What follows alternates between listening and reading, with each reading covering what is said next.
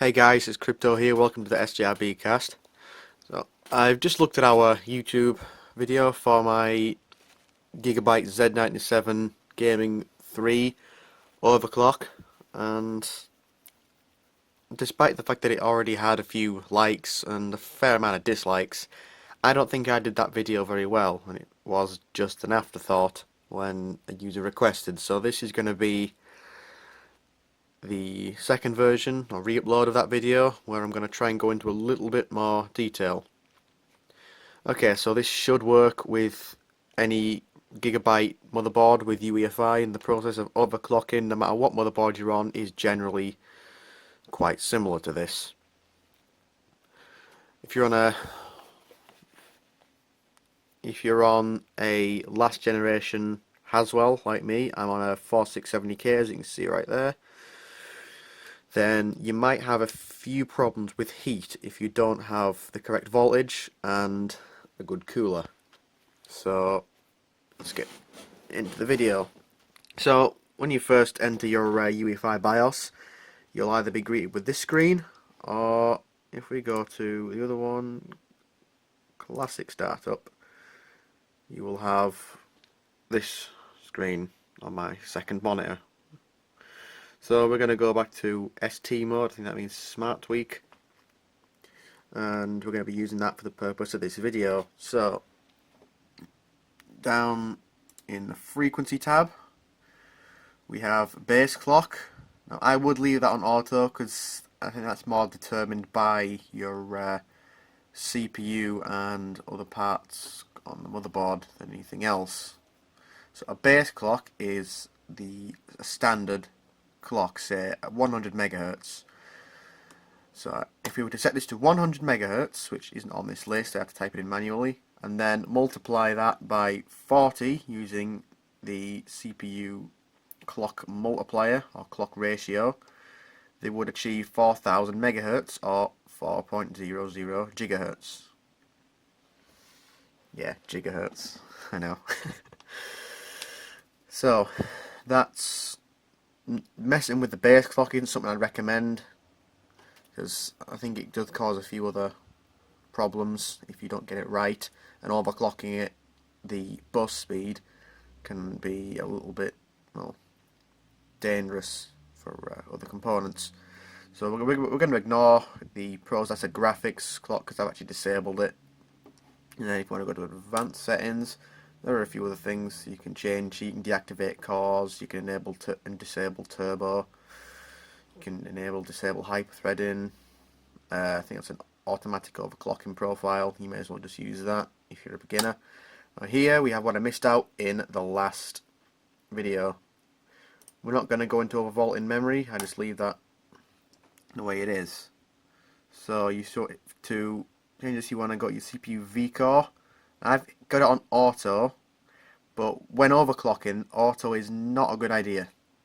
I'm running it at only 4 GHz, and I was running into some quite serious problems when I had it locked.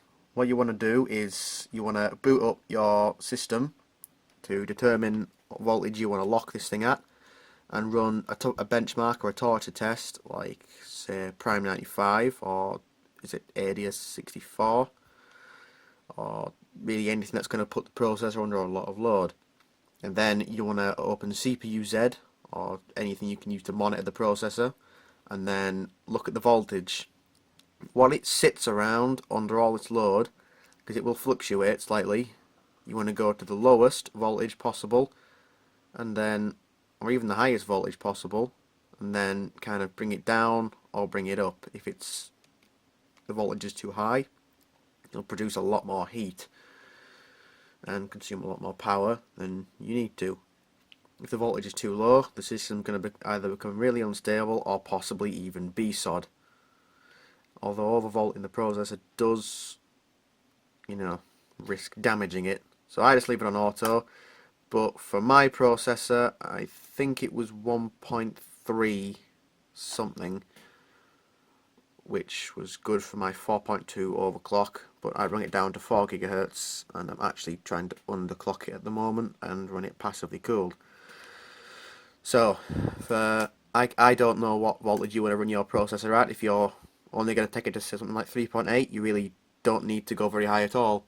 Just run a torture test or a benchmark, see where it actually goes to, and then lock it at just under it. Or even just experiment around until the system's stable and doesn't run too hot to become, dangerous or that it's going to damage himself. So back to frequency.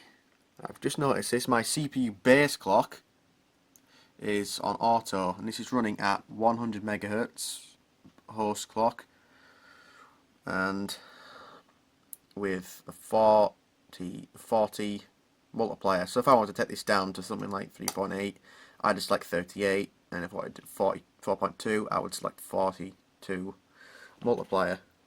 And I think that's really all there is to it. If there's anything else I've missed out, then I'm not an experienced overclocker. However, I do just about know how it works. Although, one thing, adjusting the CPU base clock, I think on some old motherboards that actually did reduce the speed of the front side bus.